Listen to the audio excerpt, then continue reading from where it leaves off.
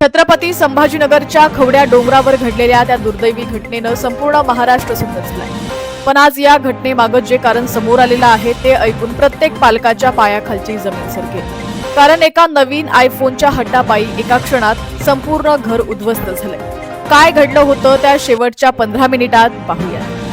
नवीन updated iPhone घेऊन देण्यास आई वडिलांनी नकार दिला आणि याच रागातून 18 वर्षाच्या कुणालनं थेट खवड्या डोंगर गाठला।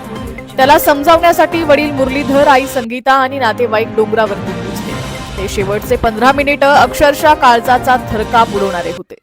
खाली अग्निशमन दलानं परिस्थिती चिघळत असल्याचं पाहून लाईफ सेव्हिंग जाळी लावली होती। वरकड्यावर उभा असलेला कुणाल आणि त्याला बोलावणारे आई वडील। आईनं व्याकुळ होत आपल्या गळ्यातील मंगळसूत्र काढून फेकलं। लल्ल्या बेटा घरी चल, मला सोडून जाऊ नकोस, मी तुझ्या वडिलांना सोडून देते, आपण दोघंच राहूयात अशी हाक ती आई देत होती।